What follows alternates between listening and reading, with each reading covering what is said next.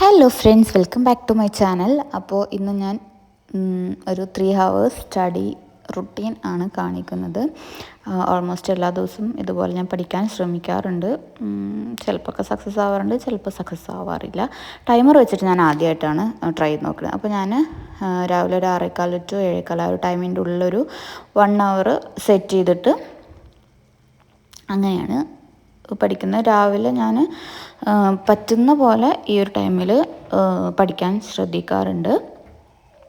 ആ ഒരു ടൈമിൽ ഞാൻ ഫ്രീ ആവുമെന്ന് വെച്ചാൽ ഞാൻ എനിക്ക് ഒന്നുകൂടി കംഫർട്ടബിളായിട്ട് ഇരുന്ന് വായിച്ച് പഠിക്കാൻ പറ്റുന്ന സമയമാണ്. അപ്പോൾ ഇവിടെ മൂത്ത മോൾക്കും മദ്രസ വരുന്നത് 6:15, 6:30 ആ ഒരു ടൈമിലും, രണ്ടാമത്തെ ആൾക്ക് വരുന്നത് 7:15, 7:30 ആ ഒരു ടൈമിലുമാണ്. അപ്പോൾ മൂത്താൾ പോയതിന് ശേഷം അടുത്താൾ പോകാൻ ഏകദേശം 1 മണിക്കൂറുണ്ട്. അപ്പോൾ ആ 1 മണിക്കൂറാണ് ഞാനിപ്പോൾ പഠിക്കാൻ വേണ്ടിയിട്ട് യൂസ് ചെയ്യുന്നത്. അപ്പോൾ നമുക്ക് ഓരോ ചാപ്റ്ററിലെ ഓരോ ടോപ്പിക്കും സെപ്പറേറ്റ് കിട്ടാൻ വേണ്ടിയിട്ട് ഞാനിതുപോലെ നമ്മുടെ സ്റ്റിക്കി നോട്ട് വെച്ചിട്ട് പുറത്ത് കാണുന്ന രീതിയിൽ തന്നെ ഞാനിങ്ങനെ മാർക്ക് ചെയ്ത് പേരെഴുതി വെച്ചിട്ടുണ്ട്. അപ്പോൾ നമുക്ക് പെട്ടെന്ന് ഇപ്പോൾ ഒരു കൺഫ്യൂഷൻ വരുമ്പോൾ ആ ഒരു ടോപ്പിക്ക് പെട്ടെന്ന് എടുക്കാൻ വേണ്ടിയിട്ട് അത് നമ്മളെ ഹെൽപ്പ് ചെയ്യും. അത് നല്ലൊരു മെത്തേഡാണ് എന്ന് എനിക്ക് തോന്നി. പിന്നെ ഞാനിപ്പോൾ വായിച്ച് പഠിക്കുകയാണ് ചെയ്യുന്നത്. ഞാൻ ഓൾറെഡി ബുക്കിലെല്ലാ ടോപ്പിക്കും ഓൺലൈൻ ക്ലാസ് വഴി ക്ലാസ് കേട്ട് നമുക്ക് ആവശ്യമുള്ള ടോപ്പിക്കും കാര്യങ്ങളൊക്കെ ആവശ്യമുള്ളതെന്ന് വെച്ചാൽ ടെക്സ്റ്റിലെല്ലാം ആവശ്യമുള്ളത് തന്നെയാണ്. പക്ഷെ എന്നാലും എനിക്ക് കുറച്ചുകൂടി നമുക്ക് മാർക്ക് ചെയ്യണം എന്ന് തോന്നിയിട്ടുള്ള കാര്യങ്ങളൊക്കെ ഞാൻ ഹൈലൈറ്റർ വെച്ച് മാർക്ക് ചെയ്ത് അങ്ങനെയാണ് ചെയ്യുന്നത്. ഇപ്പോൾ നടന്നുകൊണ്ടിരിക്കുന്നത് ഒരു റിവിഷൻ പോലെയുള്ള ഒരു സംഭവം. അതായത് നമ്മൾ ക്ലാസ് കേട്ട് പോയി മാർക്ക് ചെയ്യാനുള്ളതൊക്കെ മാർക്ക് ചെയ്തു. പിന്നെ ഞാൻ നോട്ട്സ് അങ്ങനെ സെപ്പറേറ്റ് എഴുതാറില്ല. ഇതിപ്പോൾ subject fundamentals of financial management ആണ്. അക്കൗണ്ട്സ് തന്നെയാണ് ടോപ്പിക്ക് വരുന്നത്. പക്ഷേ ഇതിൽ കൂടുതൽ തിയറിയാണ്. ഒരു 90% തിയറി പോർഷനും ഒരു 10% മാത്രം നമുക്ക് പ്രോബ്ലം ആയിട്ട് ഇതിൽ വരുന്നുള്ളൂ. അപ്പോൾ പിന്നെ നമ്മൾ പ്രീവിയസ് ഇയർ ക്വസ്റ്റ്യൻ പേപ്പർ എടുത്തു കഴിഞ്ഞാലും നമുക്കതിൽ ക്വസ്റ്റ്യൻ ടൈപ്പ് വരുന്നത് തിയറിക്കാണ് കൂടുതൽ ഇമ്പോർട്ടൻസ്. ഒരു 1-2 ക്വസ്റ്റ്യൻസാണ് പ്രോബ്ലമായിട്ട് നമുക്ക് വരുന്നത്. അപ്പോൾ തിയറിക്ക് അത്ര ഇമ്പോർട്ടൻസ് ഉണ്ട്. പിന്നെ യൂണിവേഴ്സിറ്റി എക്സാം ആകുമ്പോൾ നമുക്ക് നമ്മളുടെ ഒരു ഓൺ വേർഡ്സിലും കൂടി ആൻസർ എഴുതാൻ പറ്റും. നമ്മുടെ ഒരു കോമ്പറ്റേറ്റീവ് എക്സാമിനൊക്കെ കമ്പയർ ചെയ്ത് നോക്കുമ്പോൾ നമ്മുടെ ഓൺ വേർഡ്സിൽ എഴുതാൻ പറ്റും. കോമ്പറ്റേറ്റീവ് എക്സാം ആകുമ്പോൾ അതിൻ്റെ കറക്റ്റ് ആ ഒരു വേർഡിങ്സും കീവേഡ്സും ഒക്കെ നമ്മൾ ഫോളോ ചെയ്യണം. പക്ഷേ ഇതാകുമ്പോൾ അത്രയും ഒരു ഇതില്ല. പക്ഷെ എങ്കിലും നമ്മൾക്ക് ആ ഒരു ടോപ്പിക്കിനെ കുറിച്ചിട്ടുള്ളൊരു നോളജ് വേണം. അതുപോലെ അതിൻ്റെ ഒരു മെത്തേഡ് എങ്ങനെയാണ്, അങ്ങനെയൊക്കെ നമുക്കൊരു അറിവ് വേണം. ഒരു ക്വസ്റ്റ്യൻ കേട്ട് കഴിഞ്ഞാൽ അത് ഏത് ചാപ്റ്ററിലാണ്, അല്ലെങ്കിൽ അതിൽ നമുക്ക് എന്തൊക്കെ എഴുതാൻ പറ്റും എന്നുള്ളതൊക്കെ ഒന്ന് അനലൈസ് ചെയ്യണമെങ്കിൽ നമ്മൾ ഈ ടെക്സ്റ്റ് ബുക്കുമായിട്ട് എന്തെങ്കിലും ഒരു ബന്ധം വേണം. അപ്പോൾ അതിന് വേണ്ടിയിട്ടാണ് ഞാൻ ടെക്സ്റ്റ് ബുക്ക് റെഗുലറായിട്ട് ടെക്സ്റ്റ് ബുക്ക് ഫോളോ ചെയ്യാന്ന് വെച്ചിട്ടുണ്ടെങ്കിൽ ഇന്നിപ്പോൾ ഒരു ടോപ്പിക്ക് പഠിച്ചിട്ടുണ്ടെങ്കിൽ നാളെ അതൊന്ന് വായിച്ച് നോക്കാൻ വേണ്ടിയിട്ട് ശ്രമിക്കാറുണ്ട്. അല്ലാതെ അങ്ങനെ ഭയങ്കരമായിട്ട് കാണാതെ പഠിക്കുന്ന ഒരു മെത്തേഡ് ഞാൻ ഫോളോ ചെയ്യാറില്ല. അതെനിക്ക് വർക്കാവാറില്ല. അങ്ങനെ വർക്കാവുന്നവരും ഉണ്ട് കേട്ടോ. ഒരു ടോപ്പിക്കിന് അതിന് എക്സാക്റ്റ് അതിൻ്റെ വേർഡിങ്സും കാര്യങ്ങളൊക്കെ കാണാതെ പഠിച്ച് അങ്ങനെ നോക്കുന്നത്. ഞാനൊരു ടോപ്പിക്ക് പഠിച്ചു കഴിഞ്ഞാൽ അതിൽ നിന്നും എനിക്ക് എന്തൊക്കെ കിട്ടുന്നു, ഇന്ന് ടോപ്പിക്ക് പഠിച്ച് നാളെ കാലത്ത് അതൊന്നും കൂടി ഒന്ന് വായിച്ച് നോക്കിയിട്ട് ഞാൻ ജസ്റ്റ് ഒന്ന് എഴുതി നോക്കും. എന്താണ് എനിക്കതിൽ നിന്നും എഴുതാൻ പറ്റുന്നത്. ഇപ്പോൾ ഞാൻ ഒരിക്കലും ഒരു 10 മാർക്കിൻ്റെ ക്വസ്റ്റ്യൻ ആ 10 മാർക്ക് കറക്റ്റ് കിട്ടുന്ന രീതിയിലുള്ള ഒരു ആൻസർ ഞാൻ ഫോളോ ചെയ്യാറില്ല. 10 മാർക്കിൻ്റെ ക്വസ്റ്റ്യൻ ആണെങ്കിൽ അതിൽ നിന്നൊരു 5 to 8 മാർക്ക് വരെ സ്കോർ ചെയ്യാൻ പറ്റണം എന്നുള്ള ഒരു രീതിയിൽ ആ ഒരു ഇതിലാണ് ഞാൻ പഠിക്കാറ്. അതൊരു നല്ല മെത്തേഡാണോ ചോദിച്ചു കഴിഞ്ഞാൽ എനിക്കറിയില്ല. പക്ഷേ ഞാനത് വെച്ച് ഹാപ്പിയാണ്. കാരണം ഇപ്പം എൻ്റെ ഒരു സിറ്റുവേഷനും കാര്യങ്ങളും ഒക്കെ വെച്ചിട്ട് അതിനിടയിലൂടെ ഞാൻ പഠിക്കുമ്പോൾ എനിക്കിപ്പോൾ ഒരു 100 മാർക്കിൻ്റെ ഒരു ക്വസ്റ്റ്യൻ പേപ്പർ ആണെങ്കിൽ അതിലൊരു 75 അല്ലെങ്കിൽ ഒരു 65 കിട്ടിയാലും ഭയങ്കര ഹാപ്പി ആയിട്ടുള്ള ഒരാളാണ് ഞാൻ. പിന്നെ നമുക്ക് 100 മാർക്കിൻ്റെ ഒരു ക്വസ്റ്റ്യൻ ആണെങ്കിൽ പേപ്പർ ആണെങ്കിൽ 32-33 ആ ഒരു പെർസെൻറ്റേജാണ് നമ്മുടെ പാസ് മാർക്ക് വരേണ്ടത്. അപ്പോൾ മിനിമം അതെങ്കിലും കിട്ടാൻ വേണ്ടിയിട്ട് നമ്മൾ ട്രൈ ചെയ്യണം.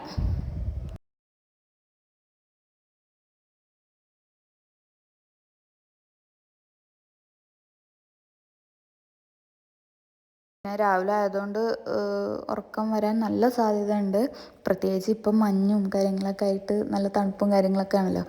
അപ്പോൾ ഒരു കോഫിയോ അല്ലെങ്കിൽ എന്താണോ നമുക്ക് ഓക്കെ ആവുന്നത് അത് കുടിക്കാം. ഇപ്പം ഞാനൊരു ഗ്രീൻ ടീ ആണ് ഇപ്പോൾ കുറച്ച് ദിവസമായിട്ട് കുടിച്ച് തുടങ്ങുന്നത്. ആദ്യമൊക്കെ ഞാൻ കുടിച്ചിരുന്നത് എനിക്ക് ഓക്കെ ആയിരുന്നു. പക്ഷെ ഇപ്പോൾ കുറേ ആയി ഞാൻ സ്റ്റോപ്പ് ചെയ്തിട്ട്. അപ്പോൾ വീണ്ടും റീസ്റ്റാർട്ട് ചെയ്യുമ്പോൾ ഭയങ്കര ബുദ്ധിമുട്ടുണ്ട്. എന്നാലും അങ്ങനെ കുടിച്ച് പോകുന്നു. പിന്നെ ഇതിൻ്റെ കൂടെ ആകുമ്പോൾ അങ്ങ് പൊക്കോളും എന്നുള്ളൊരു ഇതിലങ്ങനെ പോകുന്നു.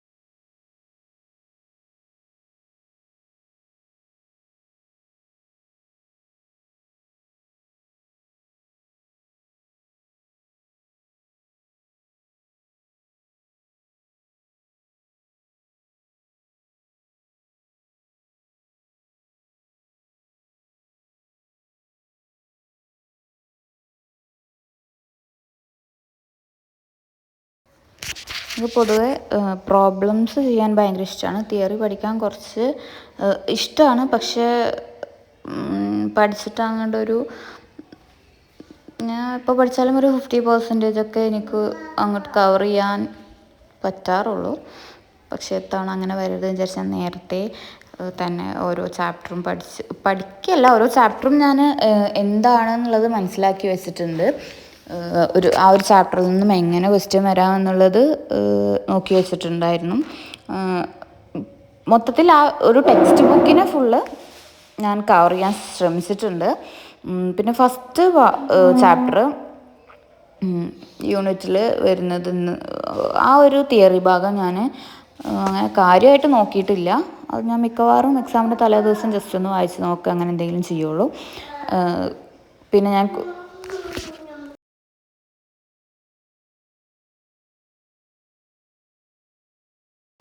നമുക്കിതുപോലെ ഓരോ യൂണിറ്റിൻ്റെയും അവസാനം ഒരു സെൽഫായിട്ട് ചെയ്യാം. നമുക്കിതുപോലെ ഓരോ യൂണിറ്റിൻ്റെയും ബാക്ക് സൈഡിൽ അവസാനം നമുക്ക് പ്രാക്ടീസ് ക്വസ്റ്റ്യൻസ് തരും. അപ്പോൾ നമുക്ക് ഏകദേശം ആ ക്വസ്റ്റ്യൻസും കൂടി ഒന്ന് ഫോളോ ചെയ്ത് കഴിഞ്ഞിട്ടുണ്ടെങ്കിലും ആ ഒരു ചാപ്റ്ററിൽ നിന്ന് ഏതൊക്കെ രീതിയിൽ ക്വസ്റ്റ്യൻ വരാം എന്നുള്ള ഒരു ചെറിയൊരു ഇത് കിട്ടും, ഐഡിയ കിട്ടും. എനിക്ക് തോന്നുന്നു നമ്മൾ ആൻസർ പഠിക്കുന്നതിനേക്കാൾ കൂടുതൽ കുറച്ച് ക്വസ്റ്റ്യൻസിൽ കൂടുതൽ ഫോക്കസ് ചെയ്ത് കഴിഞ്ഞിട്ടുണ്ടെങ്കിൽ ആ ഒരു ക്വസ്റ്റ്യൻ്റെ പാറ്റേൺ ഒന്നുകൂടി മനസ്സിലാക്കി കഴിഞ്ഞിട്ടുണ്ടെങ്കിൽ കുറച്ചുകൂടി ഈസി ആവും നമുക്ക് ആൻസർ ചെയ്യാൻ വേണ്ടിയിട്ട്. അപ്പോൾ അങ്ങനെ അതും കൂടി ഞാൻ ഫോളോ ചെയ്യുന്നുണ്ട്. പിന്നെ അതുപോലെ പ്രാക്ടിക്കൽ ക്വസ്റ്റ്യൻസ് നമ്മൾ കുറച്ച് കൂടുതൽ പ്രാക്ടീസ് ചെയ്യുന്നത് നല്ലതാവും, പ്രോബ്ലം ബേസ്ഡ് ആയിട്ടുള്ള ക്വസ്റ്റ്യൻസ്. അപ്പോൾ അതിനിപ്പോൾ ഒരുപാട് വഴികളുണ്ട്. നമുക്ക് ChatGPT യൂസ് ചെയ്യാം, അല്ലെങ്കിൽ മെറ്റ പോലുള്ള കാര്യങ്ങളൊക്കെ നമുക്ക് യൂസ് ചെയ്യാം. ഞാൻ ഇപ്പോൾ ഏകദേശം 1 മണിക്കൂറാണ് ഇപ്പോൾ പഠിച്ചു കഴിഞ്ഞു. ഒരു 10-12 മിനിറ്റ് ബാക്കിയുണ്ട്. പിന്നെ ഇപ്പോൾ എനിക്ക് രാവിലത്തെ വർക്കും കാര്യങ്ങളൊക്കെ ആയിട്ട് വീട്ടിലെ കാര്യങ്ങളൊക്കെ ആയിട്ട് അങ്ങനെ ഞാൻ ബിസി ആവും.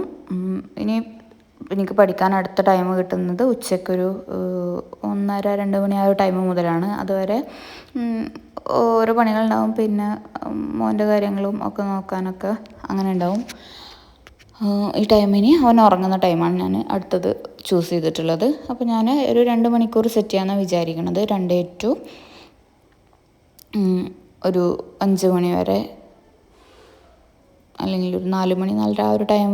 2 മണിക്കൂർ എനിക്ക് മെയിനായിട്ട് ഫോക്കസ് ചെയ്യാൻ പറ്റുള്ളൂ. കാരണം എന്താണെന്ന് വെച്ചിട്ടുണ്ടെങ്കിൽ 2 മണിക്കൂർ മാക്സിമം ഉറങ്ങാറുള്ളൂ.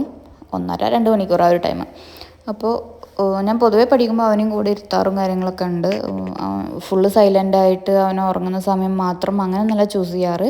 പക്ഷേ ഇതിപ്പോൾ എക്സാമിൻ്റെ അടുത്തതായതുകൊണ്ട് ഒന്നുകൂടി ഒന്ന് ഫോക്കസ് ചെയ്യുക, അല്ലെങ്കിൽ ഒരു റിവിഷൻ പോലെ ചെയ്യാൻ വേണ്ടിയിട്ട് ചെയ്യുന്നതുകൊണ്ട് മാക്സിമം ആരും ഇല്ലാതെ ഒറ്റയ്ക്ക് പഠിക്കാനാണ് ശ്രമിക്കാറ്. അപ്പോൾ ഞാൻ ഇപ്പോൾ കാണിച്ചതുപോലെ പ്രീവിയസ് ഇയർ ക്വസ്റ്റ്യൻ പേപ്പർ എടുത്തിട്ടുണ്ട്. അതുപോലെ നമ്മുടെ കറണ്ട് ഇയറിലെ അസൈൻമെൻറ്റ് ക്വസ്റ്റ്യൻ, പിന്നെ പ്രീവിയസ് ഇയറിലെ അസൈൻമെൻറ്റ് ക്വസ്റ്റ്യൻ എടുത്തിട്ടുണ്ട്.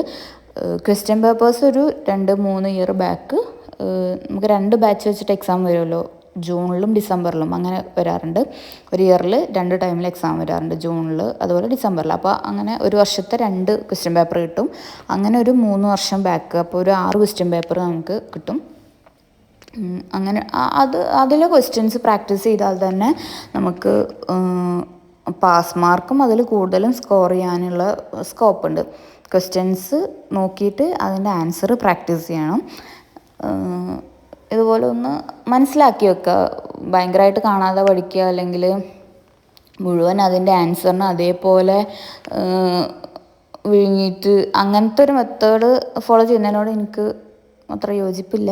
അങ്ങനെ ചെയ്യുന്ന മീൻസ് ക്വസ്റ്റ്യൻ്റെ കറക്റ്റ് എക്സാക്റ്റ് ആൻസർ അതുപോലെ പഠിക്കുന്നവരും ഉണ്ട് കേട്ടോ. അത് തെറ്റാണെന്നല്ല, എനിക്ക് വർക്കാവാറില്ല. അപ്പോൾ ഞാനിപ്പോൾ ഇതിൽ കുറേ മാർക്ക് ചെയ്തിട്ടുള്ളത് ഇപ്പോൾ ക്വസ്റ്റ്യൻ പേപ്പർ എടുത്തിട്ട് പ്രീവിയസ് ഇയർ ക്വസ്റ്റ്യൻ പേപ്പേഴ്സും അതുപോലെ അസൈൻമെൻറ്റ് പേപ്പറും കൂടി എടുത്തിട്ട് അതിൽ കോമൺ ആയിട്ട് വരുന്ന കുറേ ക്വസ്റ്റ്യൻസ് ഉണ്ടാകും. എല്ലാ ഇയറിലും അല്ലെങ്കിൽ ഇടവിട്ട ഇയറിലൊക്കെ കോമൺ ആയിട്ട് ഒരേ സെയിം ക്വസ്റ്റ്യൻസ് വരുന്നുണ്ടാകും. അപ്പോൾ അത് കുറച്ചുകൂടി ഇമ്പോർട്ടൻസ് കൊടുത്ത് പഠിക്കാം. പിന്നെ പൊതുവെ നമ്മുടെ ഒരു ക്വസ്റ്റ്യൻ്റെ വെയിറ്റേജ് വരുന്നത് ചിലത് 10 മാർക്കിൻ്റെ ഉണ്ടാവും, 15 മാർക്കിൻ്റെ ഉണ്ടാവും, അല്ലെങ്കിൽ ഒരു 20 മാർക്കിൻ്റെ ഉണ്ടാവും. അങ്ങനെയൊക്കെ ക്വസ്റ്റ്യൻസ് വരാറുണ്ട്. മെയിൻ ക്വസ്റ്റ്യൻസൊക്കെ ആ ഒരു പാറ്റേണിലാണ് വരാറ്. പിന്നെ നമുക്ക് 10 ക്വസ്റ്റ്യൻസ് ഉണ്ടെങ്കിൽ 5 ക്വസ്റ്റ്യൻസ് ആൻസർ ചെയ്താൽ മതി. അപ്പോൾ 5 ക്വസ്റ്റ്യനിൽ ABC സബ് ക്വസ്റ്റ്യൻസ് ഉണ്ടാവും. ചിലതിനൊക്കെ 1-2 ഓപ്ഷൻസിന് അങ്ങനെ ഉണ്ട്. ബാക്കിയെല്ലാം ഒരു ക്വസ്റ്റ്യന് 15 മാർക്ക് 20 മാർക്ക് അങ്ങനെയൊക്കെ വരുന്ന രീതിയിലാണ് ക്വസ്റ്റ്യൻ പേപ്പർ വരുന്നത്.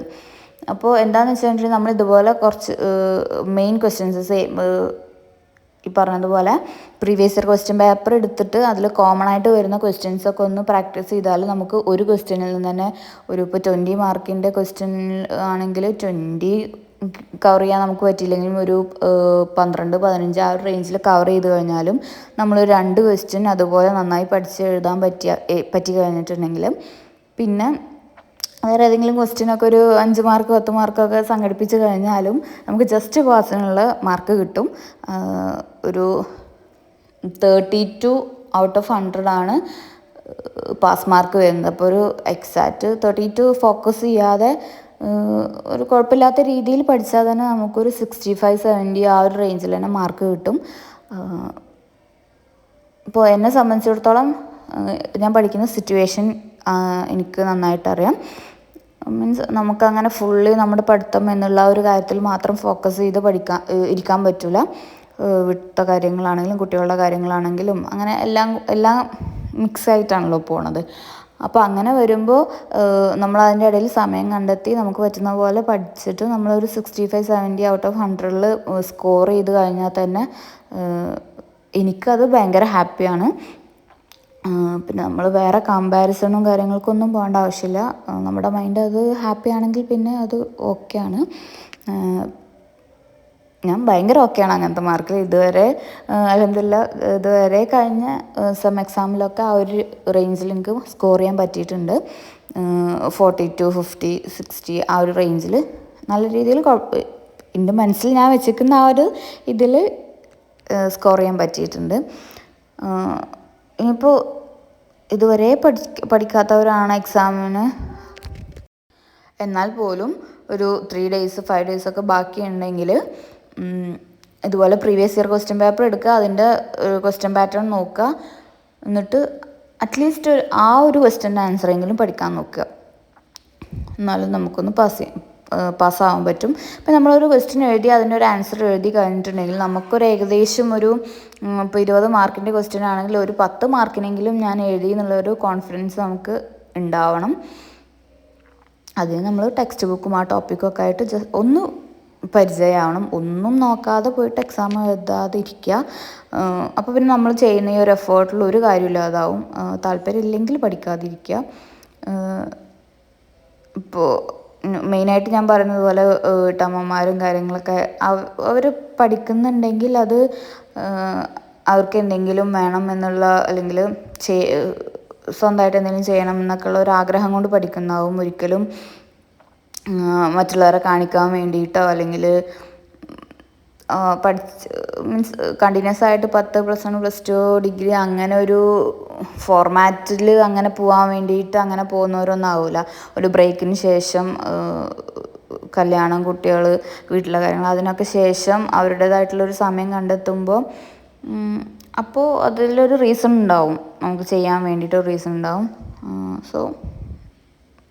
അപ്പോൾ എന്തെങ്കിലും ഒരു എഫേർട്ട് ഇടുക. അപ്പോൾ ഇവിടെ ഇരുന്ന് കുറേ നേരം പഠിച്ചപ്പോൾ വീട്ടിൽ എനിക്ക് ഏറ്റവും കംഫർട്ടബിൾ ആയിട്ടുള്ള ഒരു പ്ലേസാണിത്. അപ്പം ഹാളിലെ സോഫയിൽ അവിടെ ഇരുന്നിട്ട് കുറേ നേരം പഠിച്ചു. ഇടയിൽ ടൈമർ ഞാൻ നോക്കുന്നുണ്ട്. അപ്പോഴത്തേക്കും എന്താ ഇയാൾ നീറ്റ് വന്നിട്ടുണ്ട്. അപ്പോൾ ഞാൻ അതുപോലെ പഠിക്കുമ്പോൾ ടെക്സ്റ്റ് ബുക്ക് ഇപ്പോൾ നമുക്ക് അങ്ങനെ വേറെ ആരെയും കാണിക്കാനും പുറത്ത് കൊണ്ടുപോകാനും കോളേജിൽ കൊണ്ടുപോകാനും അങ്ങനെയൊന്നും ഇല്ലല്ലോ. അപ്പോൾ അവനും അതുപോലെ ഒരു കളറും പെൻസിലൊക്കെ കൊടുത്തു കഴിഞ്ഞാൽ അതിൻ്റെ സൈഡിലൊക്കെ വേറെ ബുക്ക് കൊടുത്തു കഴിഞ്ഞാൽ ആൾക്ക് വലിയ താല്പര്യമില്ല. അപ്പോൾ അതിൻ്റെ സൈഡിൽ തന്നെ അങ്ങനെ ഇരുന്ന് വരക്കുന്നുണ്ട്. ഞാനങ്ങനെ പഠിക്കുമ്പോൾ ഇവനെ മാറ്റി നിർത്തി പഠിക്കൽ അങ്ങനെയൊന്നും ചെയ്യാറില്ല. കാരണം അവനും കൂടെ ആ ഒരു പ്രോസസ്സിനോട് യൂസ്ഡ് ആയിക്കോട്ടെ എന്ന് വിചാരിച്ച് വരെയാണെങ്കിലും മറ്റൊരു 2 പേരാണെങ്കിലും പഠിക്കുമ്പോൾ ചെറിയ കുട്ടികളാവുമ്പോൾ അവരെയും കൂടെ ഇരുത്താറുണ്ട്. അവർക്കും കൂടി അതുമായിട്ടൊന്ന് യൂസ്ഡ് ആവാൻ വേണ്ടിയിട്ട്. പിന്നെ ഞാൻ സെറ്റ് ചെയ്ത ടൈം ഫുള്ള് കംപ്ലീറ്റ് ചെയ്യാൻ പറ്റില്ല, 10-15 മിനിറ്റ്